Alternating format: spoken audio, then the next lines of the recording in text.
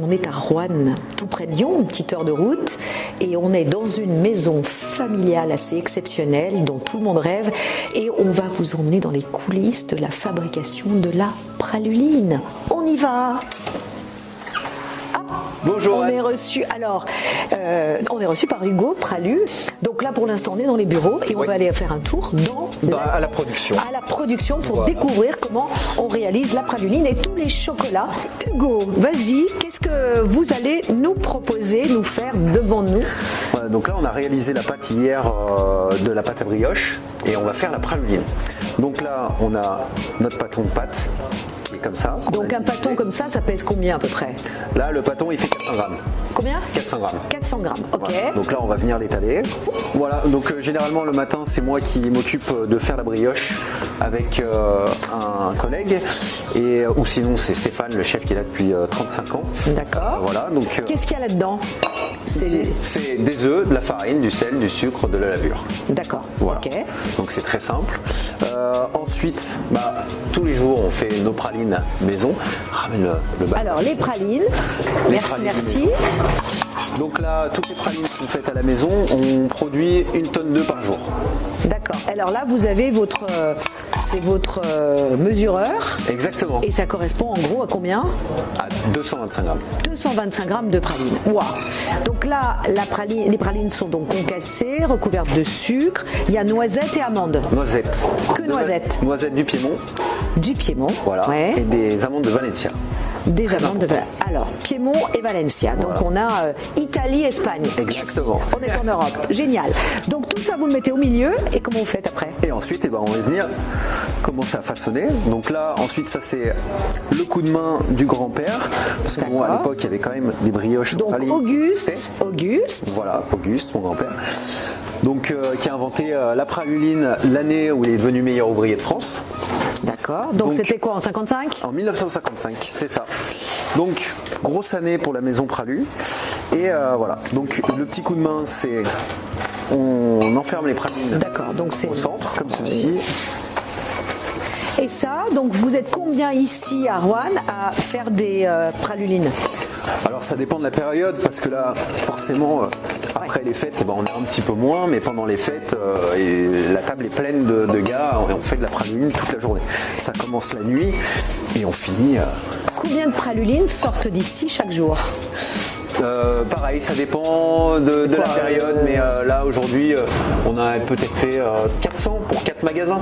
400 pour 4 magasins, là vous parlez des magasins Rouennais, voilà. Puisque vous avez 18 magasins en tout.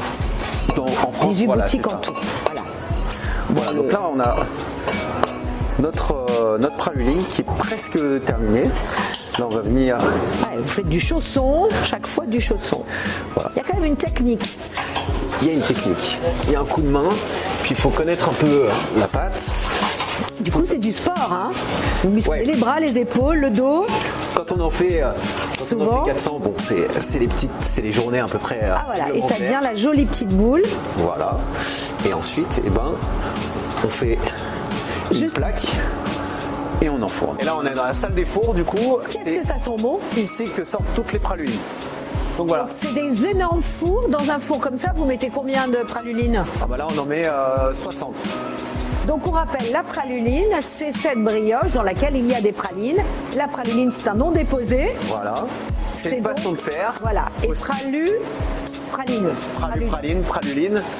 Donc en fait, il y avait des brioches qui existaient déjà à l'époque. Il y a la Saint-Genis, la Pogne, mais c'est pas les mêmes façons de faire, c'est pas les mêmes ingrédients. Là, c'est concassé. Et puis il y a le tour de main qui fait que c'est une praluline. Il y a la recette, bien évidemment, mais on n'a pas 3 pralines sur la brioche. C'est vraiment une brioche garnie de pralines. Le gros avantage, c'est que quand on achète, ça c'est le grand modèle, qui fait 660 grammes, c'est qu'on peut le garder quelques jours. En général, on n'a pas le temps de le garder, mais ça se garde quelques jours dans le papier. Si on referme bien le papier, et puis on a même une boîte maintenant, qui fait que s'il y a le papier plus la boîte, on peut mieux la conserver encore. Voilà, c'est une brioche. Alors donc, qu'est-ce qu'elles nous font là, les petites... Donc, noisettes, amandes. Voilà, donc là... Du matin. C'est tiède. Ça vient de combien de temps vous les avez fait cuire? on les fait cuire. Ah, là, ça dure un petit moment parce que déjà, du matin, on attaque par trier les amandes et les noisettes à la main. Pour pas qu'il y ait de coquilles. Ensuite, une fois que c'est fait, on va venir les torréfier pendant une quarantaine de minutes. Donc là, elles ont été torréfiées 40 minutes. Voilà. Une fois que ça c'est bon, on prépare notre sirop de sucre à côté. Et ce sirop de sucre, on va venir le déposer délicatement sur les noisettes et les amandes avec le rythme qu'il faut et attendre que les pralines se forment en fait. D'accord. Donc là, c'est la machine à concasser qui date des années 50 ? Oula. Oui, elle date au moins des années 50. On se retrouve avec des belles pralines. Ouais, bien concassées. Donc les mélanges noisettes et amandes. Bon, alors là, où est-ce qu'on est ? Là, on est à l'atelier de torréfaction. Donc c'est ici qu'on reçoit les fèves de cacao. Voilà. Et ensuite, Eric va s'occuper de les torréfier. Vient d'où tout ce beau chocolat, Par ces exemple, fèves on de... a le Venezuela, D'accord. la Papouasie-Nouvelle-Guinée, Cuba. Voilà. Donc là, on reçoit les sacs de fèves. Là, ici, c'est déjà torréfié, prêt à être poché. Voilà. Donc ça veut dire que vous l'avez reçu celui-là comme ça, déjà torréfié. Non, c'est nous qui l'avons torréfié, mais quel on a travail. pris d'avance. D'accord. Et par exemple, le Venezuela, est-ce que ça donne quelque chose de plus amer, plus boisé, plus fumé, plus je sais pas Le Venezuela, il va être complètement différent d'un Africain, il va être beaucoup plus rond, il va avoir des qualités organoleptiques complètement différentes d'un Madagascar par exemple. Le Papouasie-Nouvelle-Guinée, il va être fumé. Alors, on est où là ? Donc là, on est à l'atelier enrobage. Donc là, le chocolat est terminé. Donc entre la phase où on a le gruet qui est la matière première, il y a le conchage. Le conchage, on va venir concher pendant 3 jours, 3 nuits.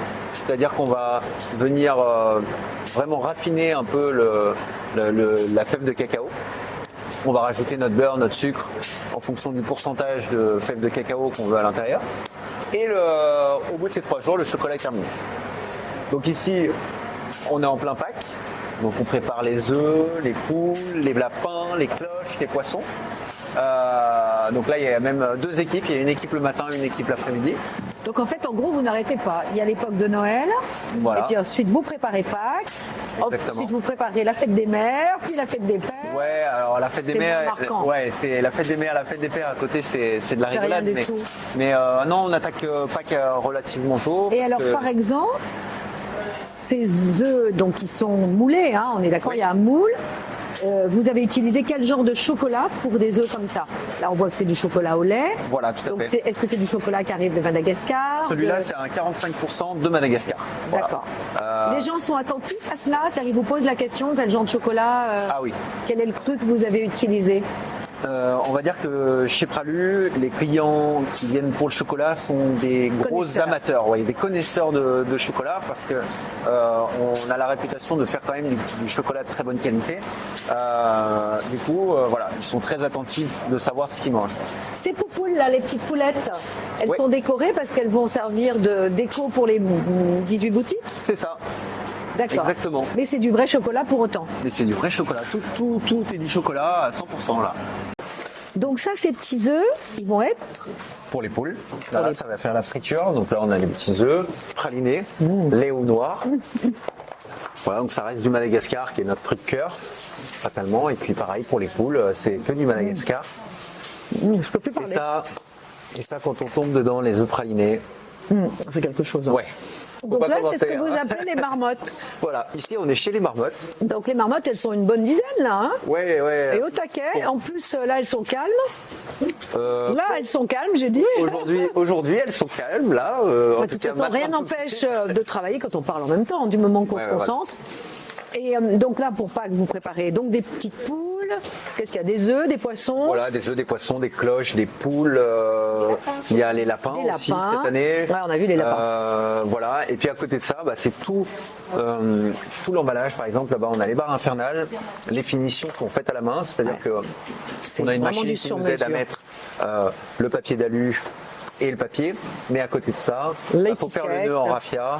Et l'étiquette, et ça c'est des choses qu'on ne peut pas faire à la machine. Donc il faut y penser. Le nœud en raffia, il a été fait à la main par madame. Il y a beaucoup de choses qui sont faites à la main ici chez nous, en tout cas chez les marmottes, on voit bien ce que ça représente. D'accord. Et là, il y a une rapidité de travail. Enfin, je veux dire, combien d'œufs sortent comme ça Il n'y a pas vraiment de cadence, Ouais. C'est-à-dire que chacun fait son travail. C'est pour ça qu'elles ont l'air d'être heureuses, hein, parce que je disais que tous les gens qui travaillaient, qu'on croisait, avaient tous un grand sourire, avaient l'air d'être contents d'être là.